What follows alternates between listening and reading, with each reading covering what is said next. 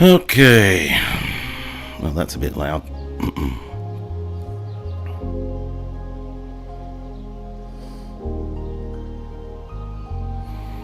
Okay. Turn it down a bit more.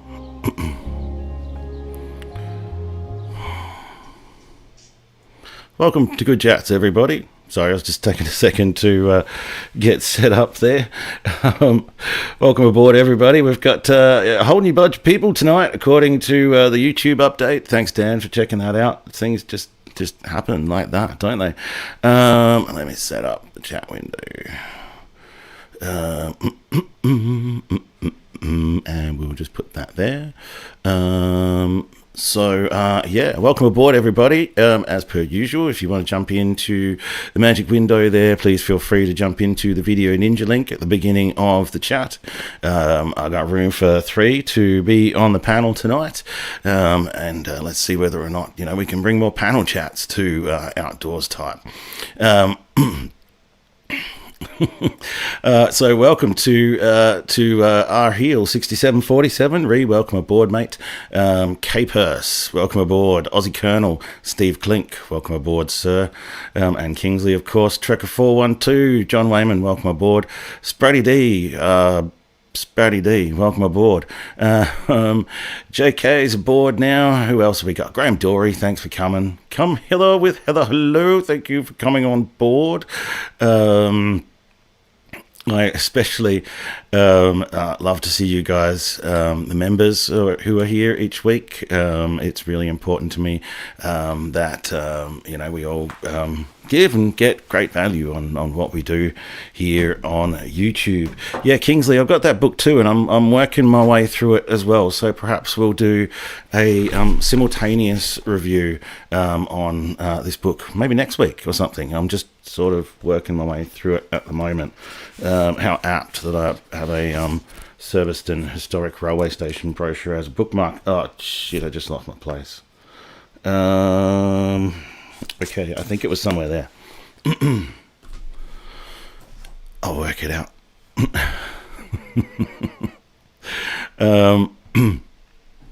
G'day O'Malley, welcome aboard. G'day Nico, how's it going? I'm starting to make a big list as well, so maybe at the end of the show I can just go through the big list of people who are excellent contributors and fans of the show. I'm looking out the window just behind me here, and I don't know whether you can detect a little bit more light in the scenario now, but we're fast approaching December and the part of daylight savings when I can start doing some of these outdoor broadcasts a bit better.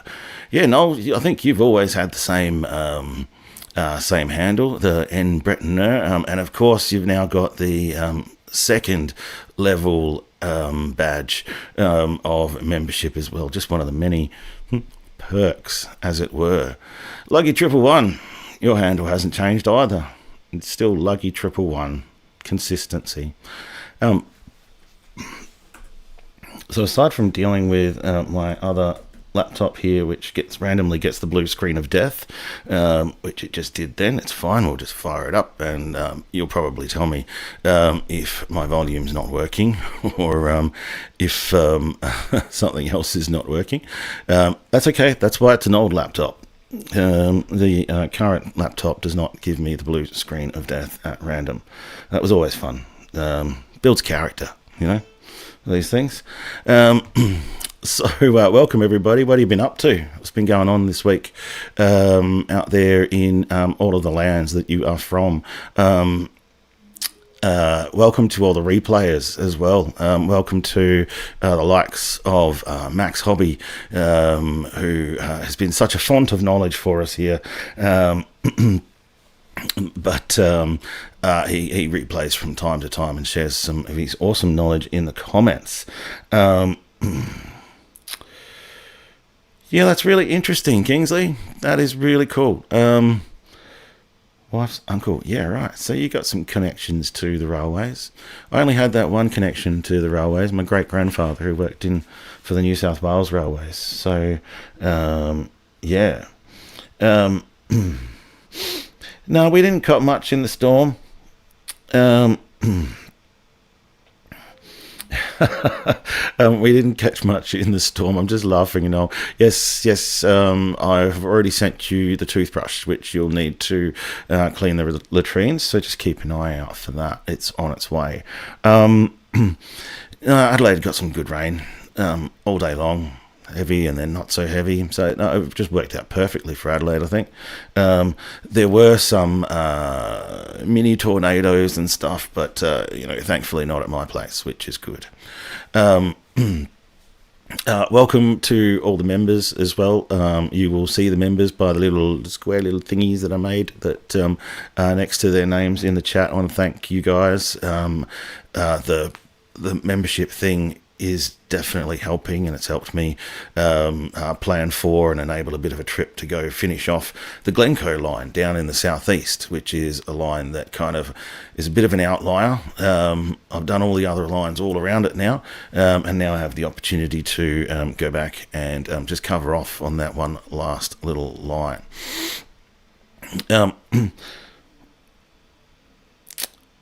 Oh, yeah, bloody hot up there in northern New South Wales. We got that weather the day after the storm, which was hot and humid and sunny and damp, which reminded me a lot of northern New South Wales. I'm just going to set up the magic window now. I'm going to find something to go in the magic window on the hop. Do I do that drive again? Yeah, we'll do that. That was there, so we'll just do that. We'll just put that in there. Switch that down. I think that's how I do that. And then I will turn that on, and we are good. Okay. Yeah, I'm not looking forward to the heat at all. So far, so good down here in Adelaide. If you haven't piped up yet, where else in Australia or in the world are you, and what temperature is it right now? What else are we going to do on the show? We'll talk about what Good Chats is. I mean, I think most of you know what Good Chats is, but every Wednesday night we do this live stream where we talk about railway history. We share a general chit-chat as well in a live stream with an ever-growing community of people who know an awful lot about railways and are happy to share it. So if you ever have any questions, this is a good place to start. There's always an open invite to submit stuff as well to my email address, which I will put in here. So send me stuff that you want me to show as well. As long as you own the content, then please feel free to send me stuff, and I can share it in the Magic Window or in a panel chat, even where everyone can sit around and talk about your video. Where are you at the moment, Graham Dory? You're out on the boat today. That would have been fun. It wasn't that windy here in Adelaide, so I presume you're not here in Adelaide. What else has been happening this week? There's always an open invite to join into the Magic Window there, but some days people take it up, some days they don't. It is what it is. Maybe in years to come I'll actually set up some interviewees and we'll do this properly. Excuse my voice tonight. I've actually had, since probably last Wednesday, actually probably for a couple of months now, unbeknownst to me, I've actually had a bit of a sinus and chest infection, and that really came to a head on the weekend. And so I am out of the woods, but not there yet, for sure. The problem with having a chest infection sometimes is when you're a vapor or when you're a smoker, everybody just, tells you that you should stop vaping or smoking or whatever, and you kind of ignore it until eventually you can barely breathe, and then you realize that it is actually an infection, and you probably need antibiotics. So that's what happened. There's lots on the show tonight, though, and I'll do my best. What I've been up to, there you go, I've been sick. It's only really had the brain capacity to work on that compilation video this weekend, I should say. And my fear of not having any plans has obviously led me to do some more planning around a trip down to Mount Gambier in the second week of 2026. I was going to talk about the big list of videos that I've got. Long-time viewers will know that I've got Mike's big list of videos, and that has changed since the road trip, and we'll touch on that. I've got a slideshow of some of the Port Adelaide images that I've begun to collect for my next project, which I'll talk about and try to unravel, at least in my mind anyway, the old web of railway lines that snake throughout all the streets of Port Adelaide. And we'll have a look at Gilman, we'll have a look at Port Flat, we'll have a look at even up into the Lefevre Peninsula as well, and see what we can see up there. There's some pretty cool stuff up there. Then we'll look at the compilation vid that I did on the weekend again. That's got no sound, so that'll be a nice break. Then maybe we'll do a bit of a Q&A as well. So if you got any questions for me that you can think of, let me know. All right. I was going to do Book of the Week, but I haven't finished it yet. And to be fair, I really do want to finish it before I talk a bit further. And then we'll talk about what I've been up to. So we'll go to the big list of videos. There's my button. Is it in there? No, it's not in there. That's right. The video that I also had teed up to show was a newer version of the old Station Master at Quorn. I'm thinking about re-releasing that video because I stuffed up the frame rate on the first video.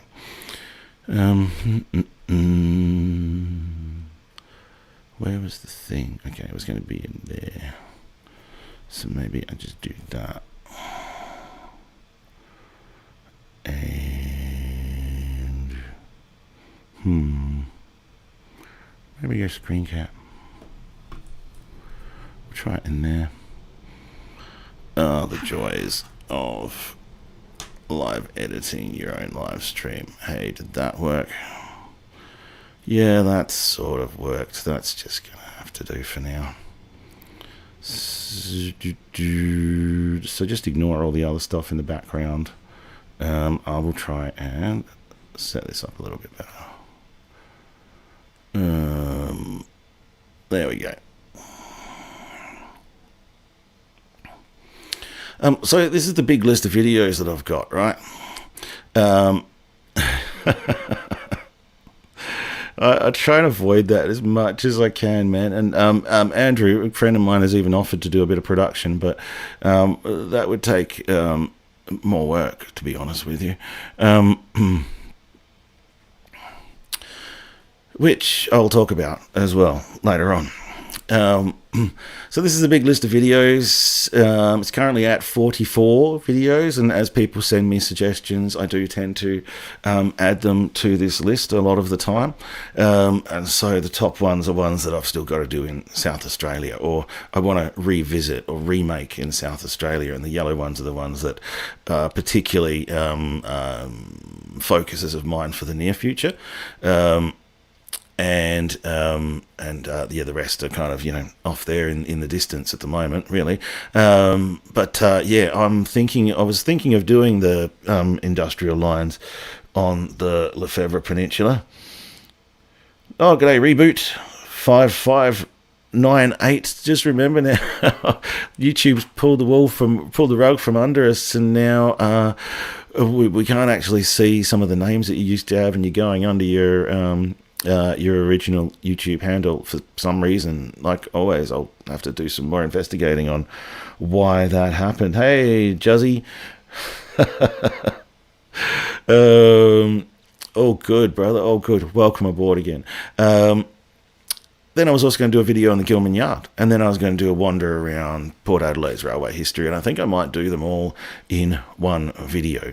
So that'll cover all those off, and I've talked about the Merla accident video that I want to do, and then I think I may finally be at a point where I can do a compilation or bigger style documentary with all the stuff that I've done previously, where I look at the ghost lines of suburban Adelaide as a whole in a complete video, and tell a story about those lines that we've lost, like the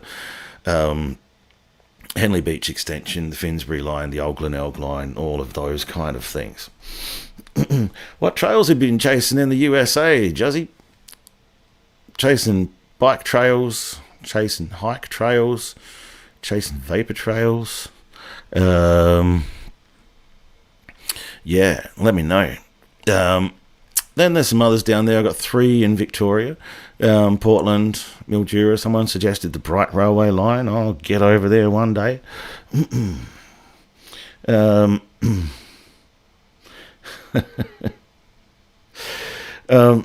You've been over Chase and Train, you lucky bugger. That's excellent. And how did all that go? Is there somewhere where we can watch your exploits? Would be awesome. Then I've still got a heap of lines to do in New South Wales there. I'm still figuring out how I'm going to get to them for a start and what kind of angle I'm going to approach them from. And then I've got, maybe a couple left. I could probably think of a few more than just the old In-June railway line in Queensland, but kind of keep it to sort of southern and southwest, southeast Queensland just for now.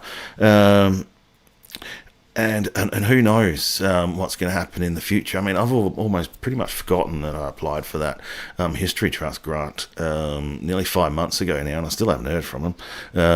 So it'll be interesting to see what happens there. But whatever happens there, I got a ton of plans for next year. It's been suggested to me, and I tend to agree, based on a cursory observation online of the Bright Line, that would be a very visually beautiful line to cover. So I'm very interested in that one. Anyway, as JK would say, enough of man looks at Word document, but that was just a bit of an update on where I'm at with the big list of videos. And again, you can send me suggestions, and they can go on as 45, 46, 47, 48, 49, 50. That's good. I want to keep that list as long as possible, to be honest with you, so that there's always something that I can plan for. Yeah, there are some lines still down near the old mill on London Road. I did some quick vision of those in my South Line video earlier this year. Actually, for what it's worth, I know where all the lines are in Mile End, so I could probably just add that in there. Why don't we just add that in there after number 13? Mile End remnants. And we'll do that as another video. See, there you go. That's how it works.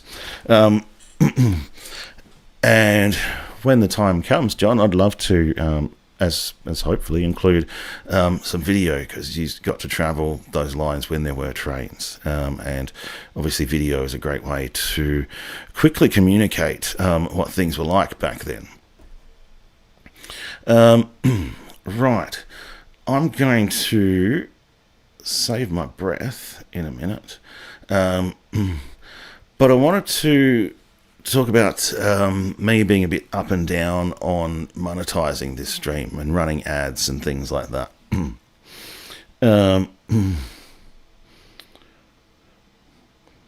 Yeah, man, they are crazy big trains out there. Awesome stuff. Maybe if you ended up with some digital images, you could share them with me. Yes, and that's still there, even though someone keeps trying to kick it over. But I used to drive that way quite regularly for work, and at the time I wasn't really doing the railway thing, so I didn't really look too closely, but I knew they were there. I've always been a bit up and down about monetizing the stream. But you may have noticed lately that I'm leaning into Facebook again too, and really leaning into the video making, and the memberships and all of that kind of stuff.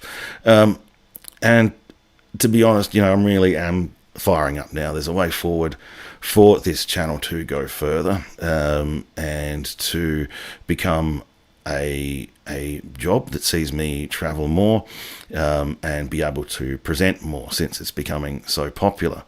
And let's face it, this live stream, I do spend quite a bit of time working on it beforehand, and working on it obviously here on the stream for an hour or two. So fuck it, I am going to monetize the stream. It takes work, and it's clear to me now that this thing can become something that is funded, and it's not just necessarily for me to have a job, but it's something that can be funded for the project to continue and grow, right? It's gotten to the point where it's not really, I don't know, believe it or not, right? The first time I fired up memberships, right? I I was actually attacked online by some people who thought that was rather inappropriate. And that did set me back a bit, right? I was a bit shocked, right? I didn't really, I was being made to feel like people just wanted my content for free, and they wanted me to keep doing what I was doing for free, because it wasn't worth anything, right? It is worth something. I spent a lot of time, a lot of money on getting to the point where I'm at right now.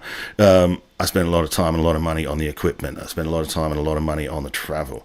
I've already spent thousands and thousands of dollars, probably tens of thousands, right? So somehow I still closed memberships back then and walked away from it with my tail between my legs, basically. And it took me probably a good 6 months to come back to approach the idea. And by that time, my channel had become heaps more popular.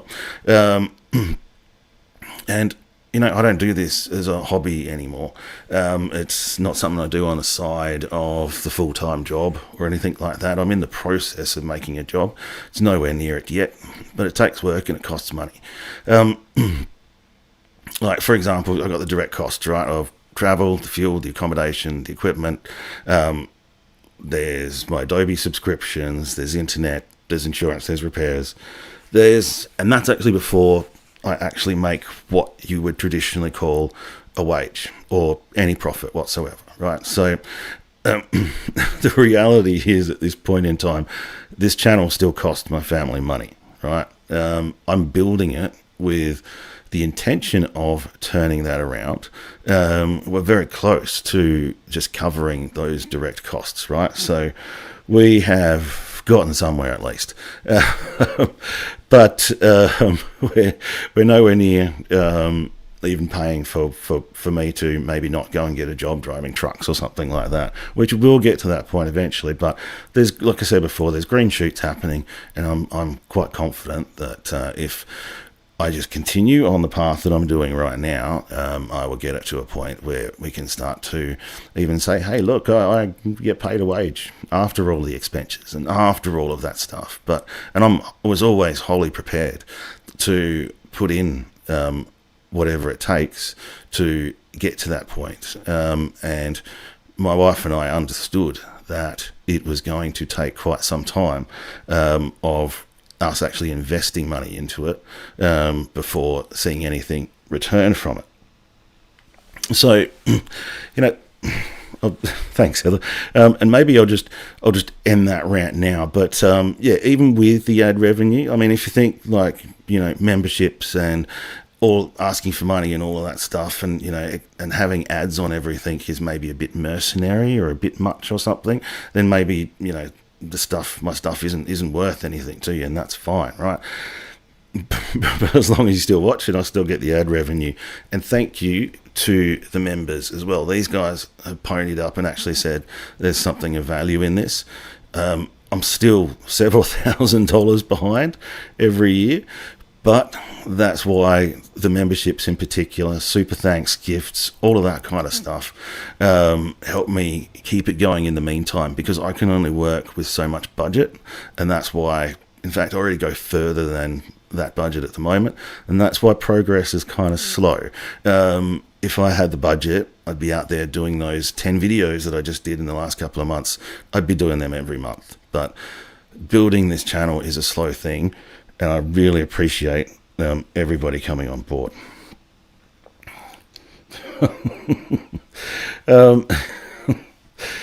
Oh, yeah, I know. If I was to put an hourly rate as a freelancer, if I was to do freelance work, I could probably go get $60 an hour. If I was to go do any kind of other kind of drudge work, I'd probably be getting $36 an hour. But you know what? The YouTube channel would suffer because of that. And so would history. End rant, right? I just want to talk about that one you mentioned there, down under. Sent some information on the bridge at Anglevale, SA. I saw a bridge at Anglevale, SA, posted in Railway Bridges of Australia, which doesn't sort of give me much hope for Railway Bridges of Australia, because it's a freaking road bridge, man. Always was. It doesn't exist anymore. It got washed away or something, or knocked down, or just fell down. But there's no rail bridge in Anglevale, and there never was. Uh, so you can come. If you ever want to ask questions about that or confirm things like that, then please feel free to ask me. I didn't comment on Facebook because you'll find that my interactions with Facebook is if you don't have anything nice to say, then don't comment. So that's why I don't comment an awful lot on Facebook. Not just because I don't have anything nice to say or I think anything's crap. I think it's best if I'm going to do it, then I'm going to speak for myself as outdoors type, rather than sort of comment down on other people's stuff, which is one of my biggest problems with Facebook, to be honest with you. I am leaning back into Facebook, but Facebook is it is a bit of a toxic dumpster fire at the bottom of a black hole, but I know how it's done. I know how to build Facebook channels. So if you're not already following Outdoors Type on Facebook, then follow it, because I'm basically posting every day until it makes me money. And I know from my qualifications and I know from my previous experience that that's all you have to do. So you just have to post original content every day, and the algorithm will build the page for you. Right, there's some total rants. What I'm going to do, right, is I'm going to test this thing now in the stream, where apparently I can set a manual ad, because I've just talked about all that.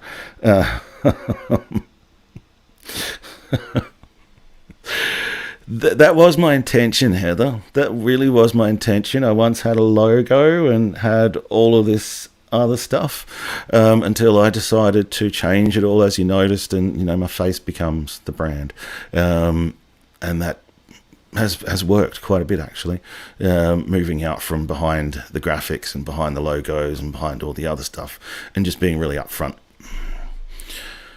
Now I click onto that now, because apparently I can take breaks and put an ad in, but I haven't seen that yet.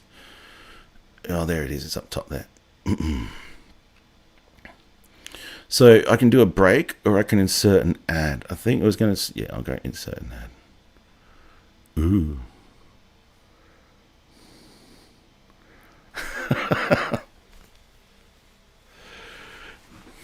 We'll see how that goes. Everybody will let me know in real time whether or not that worked. Did everybody get an ad at the same time? Well, aside from the YouTube Premium users and members, I'm sorry if you're not a YouTube Premium member, and you got an ad, but let's face it, my gloves are off. I've got to make some money, otherwise I'm back to driving Coles trucks real quick with a $26,000 HEX debt in creative industries. Not an ideal outcome. Okay.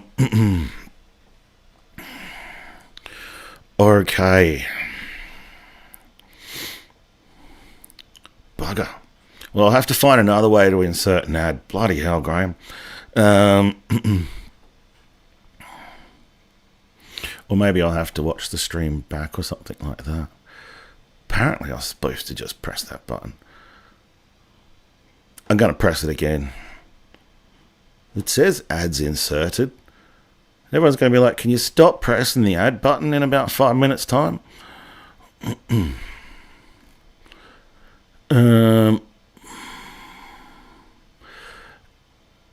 And I can take a break. I'm always testing things, and you are all my victims.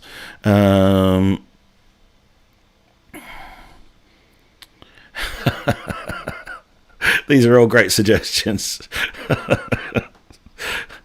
I could drive the Cooper's bus. Yeah, okay, JK, I'll stop hitting the ads button now. Although we'll hit the start break button. I haven't hit that before. We'll see what happens there. Here we go. I'm going to take a break. Oh, thanks, Jason, for coming on board and piping up too. I appreciate it. I'm going to set this for a 3-minute break. No, 1 minute break. See what happens.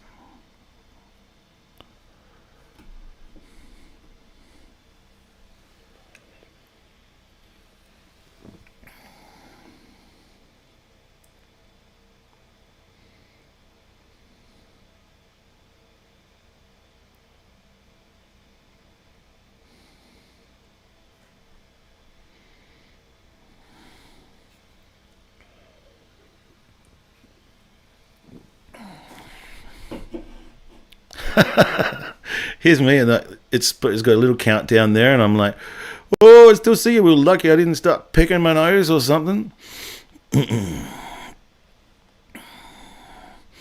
There is a little counter up in the top though that's got like 11 seconds or something. Maybe I need to set up a screen or something like that. Well, I'm just gonna end the break. Right, okay, well that didn't work very well, did it? Yeah, man, Coopers is doing the sparkling ale in the 440ml cans right now. Get onto it. They're the new red cans. Big red cans. Right. Well, that's a bit of experimentation for everybody today.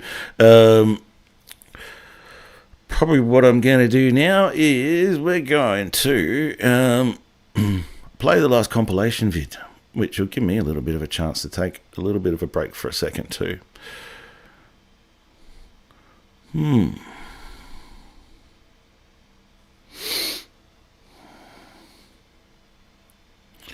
Oh, this is all the normal screen, but you know, we live and we learn, Noel, as we go.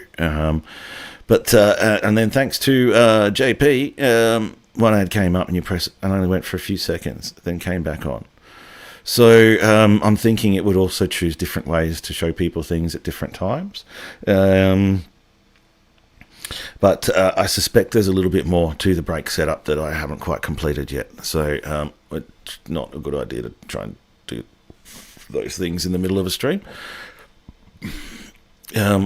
See, I'm just pressing buttons again, and it turns into a man looks at screen again.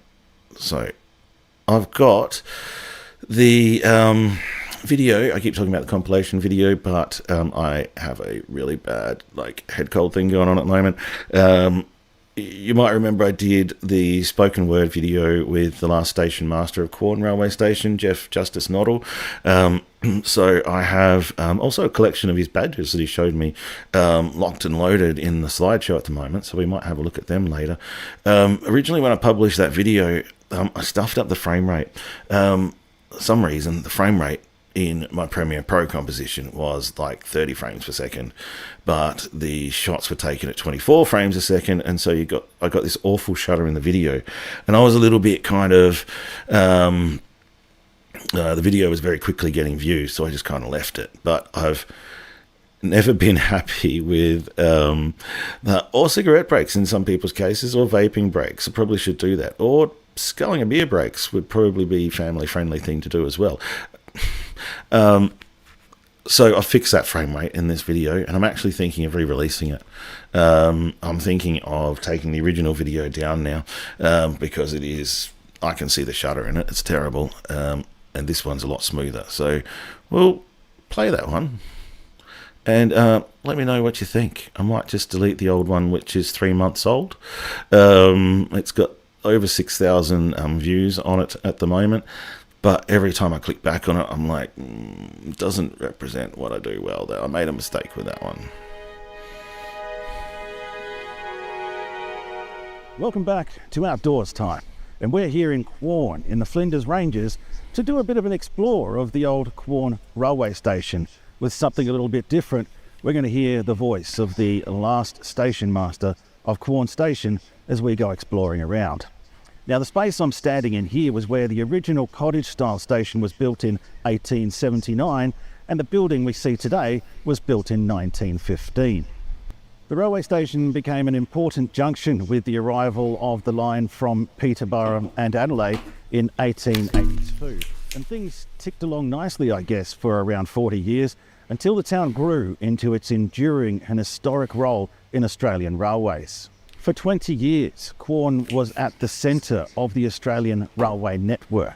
With the arrival of the Transcontinental Railway in 1917, the line from here down to Peterborough became an important link in the east-west cross-continental railway line across Australia. We're going to go for an explore of the station and the old station yards to see what we can uncover.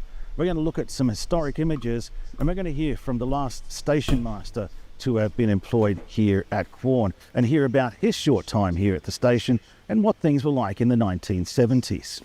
So let's dig a little deeper and fly a little higher as we go exploring Quorn Railway Station.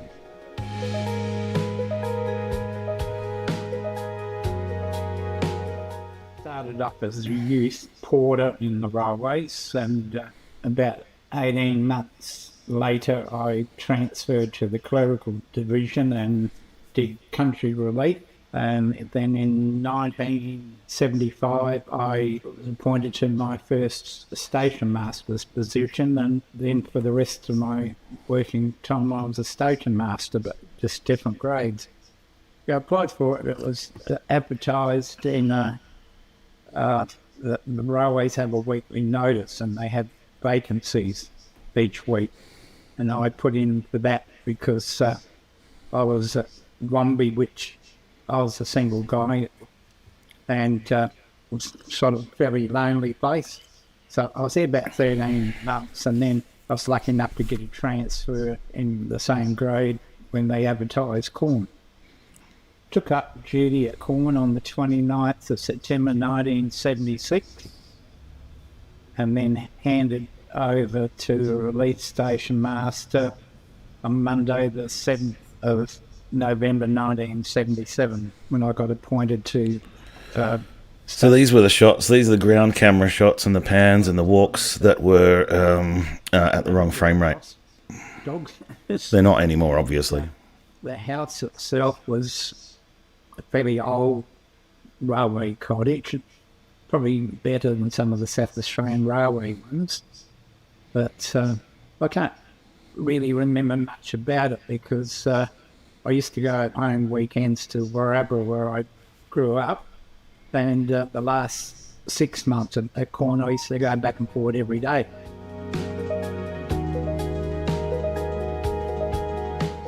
Out in the country, they had a lot of people who used to use the state lending library, so they'd send their books back and forward. We had a news agent in the town, and they got all their magazines by the train. There was stock firms, there was Foster's, it was a big emporium or something up there. And they used to get stuff there, and then there was another grocery type shop as well. And then the farmers got stuff, there was wool. We had a grain silo, and prior to me being there, they used to have a varieties mine just outside the yard in the hawker that was operational, I would say. And it was selling tickets to the road bus, really, and making bookings on the Indian Pacific or GAN if and when required. Yeah, there was only the one train on the Tuesday morning, unless the grain was running, or that might run maybe daily until upscaling footage or trying to fix crappy or shaky footage is really difficult. Introduces so many other problems too, Dan. So I bet you're going through it now. Would have had livestock. You look at, can't remember what time the train got in. It was sort of quite early, and then it normally just set itself up alongside the goods shed for the labourer to unload it, and then it was just a matter when I came to work at 7 or 8, I just went over and people started coming in and wanting to pick up their things and write them up in the appropriate books, and if they had to pay for it, they'd pay cash and then receipts and help them load things up. But it wasn't that overly busy, couldn't. Other than that, it was fairly quiet. It was just a matter of maintaining, cleaning the ladies' waiting room, men's toilets, and checking you've got to do a daily yard check, make sure there's nothing broken or no leaks. Talking about no leaks, I missed an opportunity there while I was there.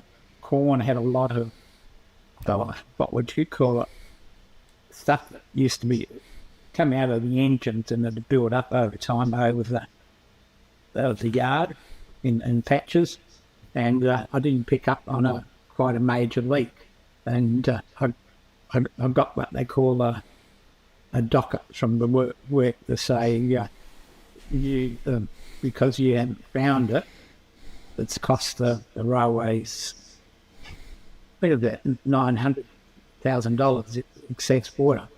They fixed it, but I got just a thing more or less to say, don't come under notice for that again. I can't remember which circus it was, but back in the old days, we I'm slowly getting that setting right. visit country towns, and they parked on the land just opposite the station and where the barracks is. Now, there was a big bear patch, and they started putting up. I think the reason, Noel, for that is I was using settings originally that were set up for ducking on gameplay, which obviously what I do is not gameplay, it's different. Peg, they're going to put it in. They gave 2 hits, and these things about 4 or 5 foot long, and the thing disappeared. And we found out after there was an actually underwater well that had been bricked up, and the thing just went straight through that much soil and then disappeared. Well, like I said, I got my appointment to Bullaroo, and I think they must have known what was going to happen when the Australian National came about. They didn't call for the position, so they just had somebody there just to fill in time. Yeah, I think it was starting to get busy. It was the gateway to the Flinders Ranges. They close to Lyons Gorge, Kanyaka Ruins, plus Pitcherichi Railway. That was a home that was just starting to get established. It had an area school because it wasn't quite big enough to have a high school. But it had an area school with a swimming pool in the town, a hospital. I think it was called the Great North. I think I am going to unlist the old one with the shaky footage, because watching this back with the smooth footage is just so much easier. On the railway. Anyway, and I just like the old carriages and stuff they've got lying around, the signalling, and in the yard not far from the freight, they've actually got an unusual... Yeah, Dan, I had a lot of shaky footage from Tenterfield because the gimbal was in FPV mode and it was really stuffing around. I wasn't filming in FPV mode, but I had the gimbal in FPV mode, which was a recipe for disaster. And the old warp stabilizer is actually very good, but it started to introduce new problems for me with transitions. So anything with a warp stabilizer effect on it was effectively stabilized, but then I couldn't color grade it, and I couldn't create proper transitions. That it just Premiere Pro just wouldn't render them properly, and I had so much trouble in getting those shots to work in any of my projects. I think I mentioned this to you when we were up there in northern New South. You know, I've got the warp stabilizer and I know how it's done, but it just introduces so many other issues. So if you're not using, you know, really short clips, if you're trying to stabilize long clips, you're just going to introduce other issues that just make you tear your hair out, and end up just going, fuck it, I'm not going to use that. But there was no actually physical person there. What used to be the parcel luggage area, that's all with the bookshop and something else there now. Because last time I went there, the station master's obviously closed, so I don't really know what was whether they use it for their train work. Because they pay trains too. They've got a guy who'll give them a train order, and apparently they've got to do it by law. Railway sent up a pay car, I think it was, for a motor inspection car, and they wanted to set him down, but they normally do, they jack it up and turn it around. Probably heard the name there, Corn George Williams. He was... I mean, you can use warp stabilizer if you're using cut transitions, just straight transitions, but that just doesn't seem to want to compute with any other kind of transition. But normally they've got a jack back and just channel it around. So he got to have a ride on, and obviously, yeah, I had somebody while I was here, a tourist from America come over and actually thought I was a tour guide. I said, no, it's still an operational station. While you're here in Quorn, if you want to do your best exploring of the Quorn Railway Precinct, then drop into the Information Centre and pick up a brochure which will guide you around the Quorn Heritage Walk.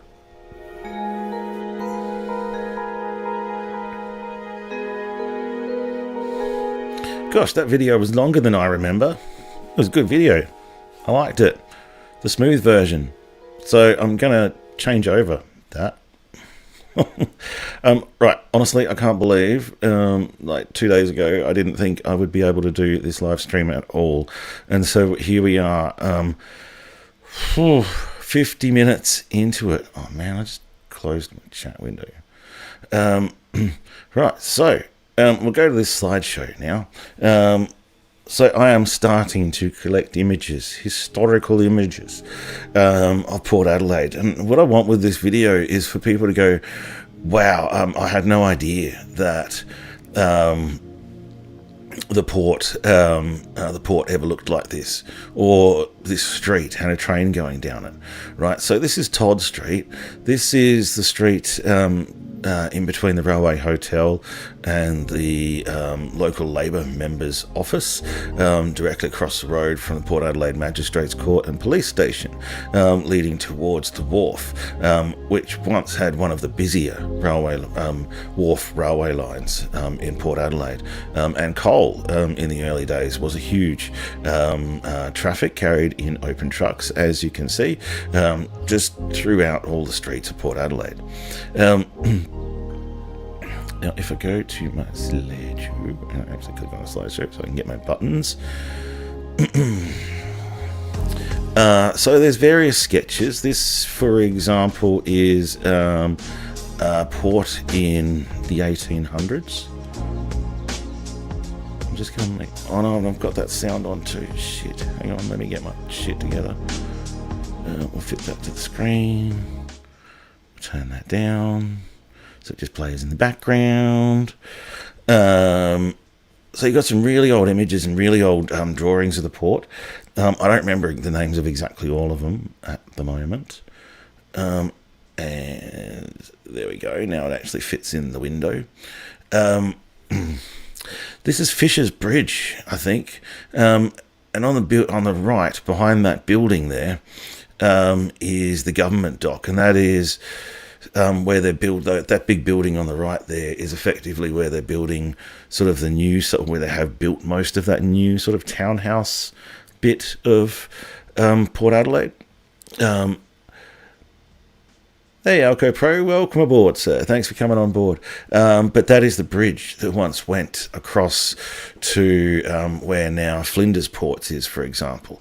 And so that area there where the water goes in towards the Colac Hotel, that is the bridge which used to go across that stretch of water, and just behind that bridge would be what we now know as the Port River Bridge, the Tom Derrick Diver Bridge, and the railway line would be somewhere near where the horizon is, behind that bridge you see there in the left of the photo.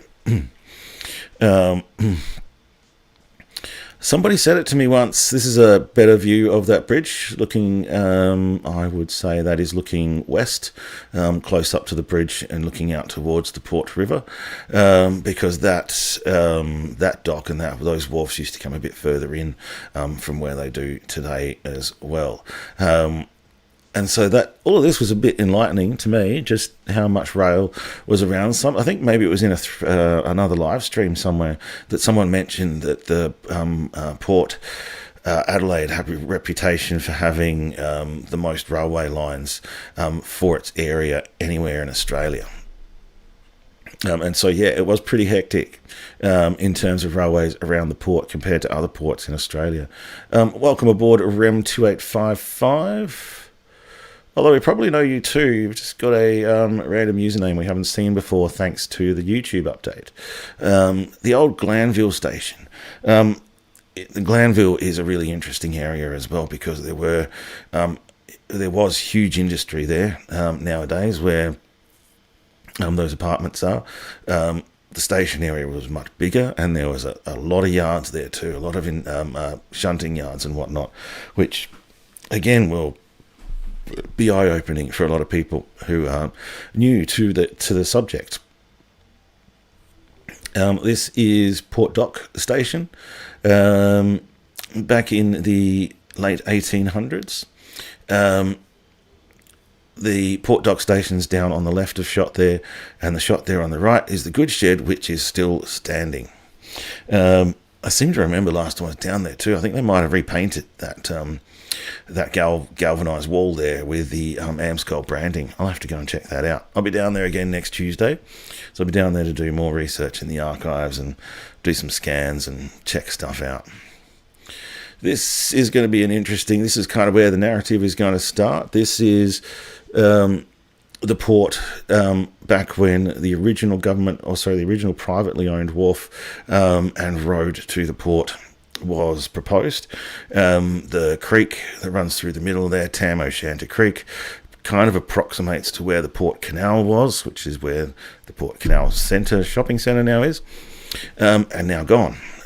So that's another really interesting one. A whole arm or a creek from the Port River is now completely gone. There is a short section in there where the canal used to be, like that sort of cut in next to the community centre there, but and there were rails to the Port Canal Wharf as well, across Commercial Road. Yes, and it'll be featuring in hopefully many more movies soon. This is North Parade, so the line of buildings in the bottom right there were replaced with the Fisherman's Wharf, or maybe they were eventually replaced with the Fisherman's Wharf markets. It's interesting to note that, again, none of these buildings on North Parade I don't think really exist anymore. I mean, certainly the verandas on those buildings don't exist anymore. And again, you can see some tracks in the road, some tracks leading out to the wharf. I may or may not use all these. Some of these are a little bit of research, a little bit of helping myself understand the lay of the land. This is looking into the Port Canal back in the day when ships used to dock, basically where Kmart is today. This is a later model map of the port area. And I'm going to use that to illustrate the later years of the port arrangement and the Port Railways arrangement as things developed. So I've got a few of these maps, and there's a few others I'm looking for permission to use. I got this image from another location, actually. So this is the same one of the port dock, but it's interesting how you come across things differently in different places. Pretty sure they didn't mine coal in South Australia, except for at Lee Creek. I wanted to talk about boat trains and the importance of obviously shipping to Port Adelaide, and I think this image has something to do with that. But again, I don't have all the info on me right now. This is Semaphore Jetty.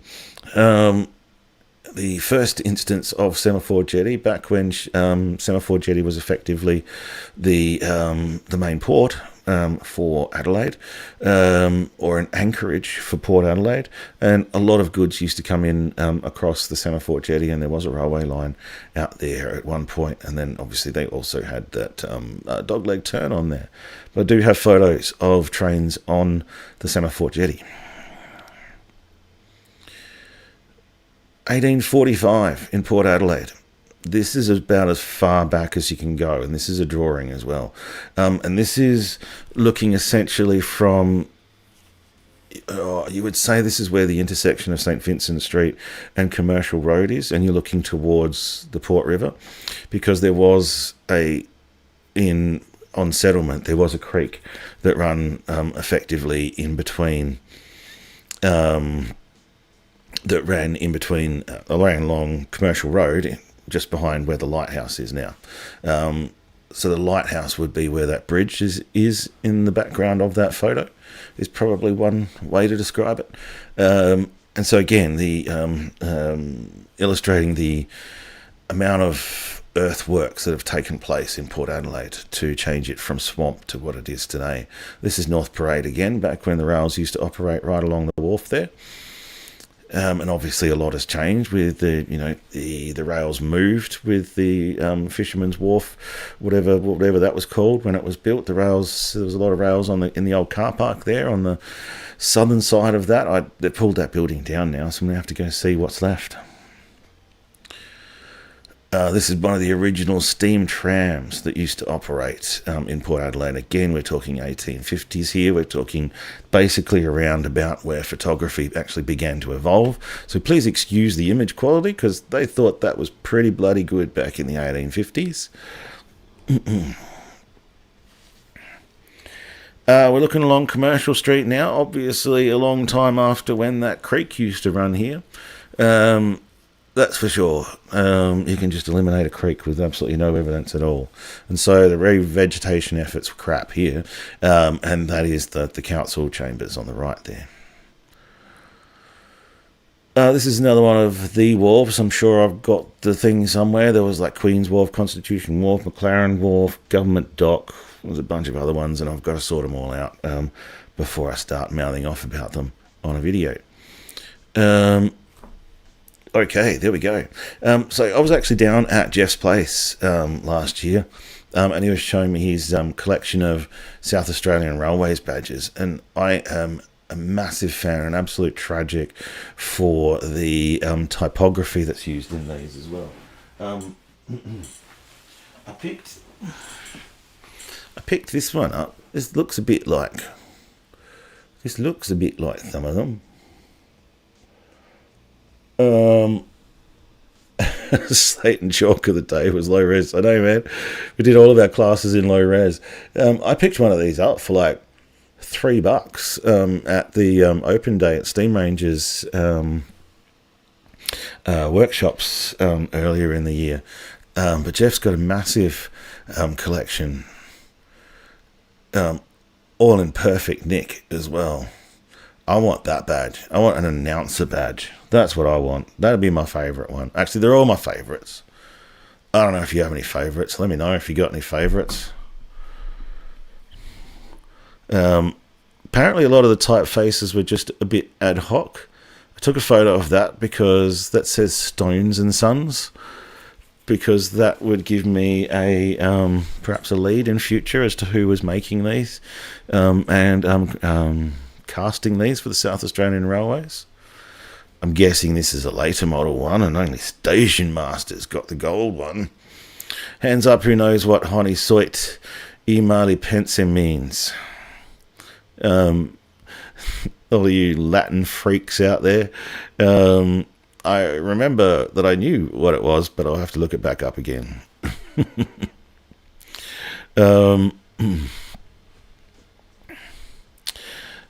Yeah, that's a good question, Brett. Did the weak line through Mallee Underbull go to Port Adelaide? Well, it was linked to Port Adelaide via the Odeon to Pinnaroo and the Pinnaroo to Tailem Bend and the Tailem Bend to Port Adelaide line, but I don't think Victorian wheat ever would have come through South Australia to port. My understanding of a lot of country lines is essentially they were all built to capture as much freight for that state's port as possible, except for the unique case, obviously, of the Broken Hill Tramway and the narrow gauge railway that was built to Coburn, and the strange arrangement of the Silverton Tramway Company, because Broken Hill, when it was established, was absolutely going off, and Port Pirie was by far the closer port to the middle of the freaking desert than Sydney was, and that just worked out. But the Silverton Tramway is an example of New South Wales basically trying to stop any freight going from Broken Hill to port via South Australia, and it didn't really work, and continues to this day, unlike everywhere else. There are so many branch lines built throughout Australia that were built to purely just capture trade for the colonies as they were at the time, and a few other lines, which I guess what makes some of those southern New South Wales lines a bit interesting, is that some of those lines were built as extensions of Victorian lines, probably grudgingly on the New South Wales government part, I would say, because they would lose out on all the taxation on that stuff. That's a great question. I'm going to put that one to the crew. But if you know, or if you want to Google what Honi Soit Imali Pence means, then please feel free.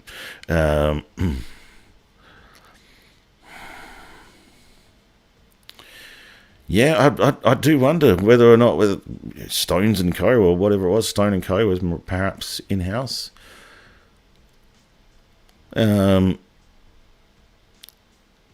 Shame anyone who thinks evil. That's it. It's shame anyone who thinks evil of us or something like that. Which is so cool, hey? And so weird for the South Australian Railways. I remember now you mention it, Dan, when I'm like, that's an odd thing to say for a South Australian Railways, but okay, cool. There's a golden SAR badge. God, I want one of them. And here's the collection of badges, like far out, man. Look at all that. That is damn cool. And I would love to be able to crack the code on that and all of those bits of typography to use them in my work. And then, interestingly, perhaps this one came along later, very postmodern. Sans serif, just capital letters. Jeff has quite the collection of stuff. I was super duper impressed. That's pretty awesome, Dan. You should actually, dig them out, and we can talk about them a little bit or get photos of them. People do really want to see them, not just me, right? And very much worth hanging on to, because for people into the future, as all of this stuff disappears into the mists of time and everything becomes high vis, then these will become important evidence of more genteel times gone by, I will say. All right. We are back to the main window, and I have pretty much gone through everything I was going to say tonight. That little rant about getting paid took a bit longer than I thought, and the Jeff video was longer than I thought I remembered as well. So where are we? I'm going to hit my little button now.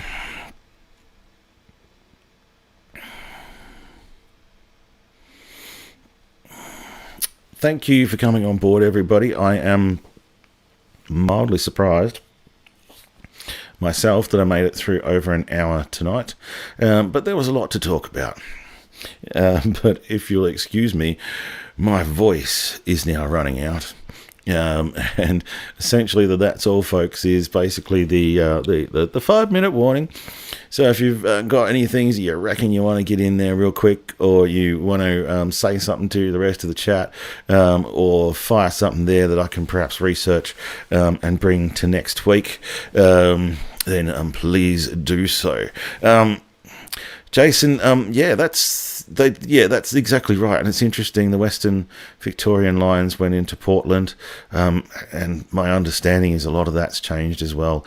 And so one of the reasons I would like to have a look at Portland, because of the old railway history that it had, and that it's lost. All right. If you want to share that video somehow, Alco Pro, then let me know. See if I can send it via email or Dropbox or one of those things.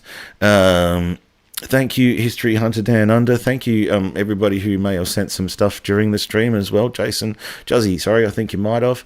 I appreciate that, and we'll bring it on for next week as well. But as you all know, it's friggin' chaos trying to bring stuff in on the fly on a live stream.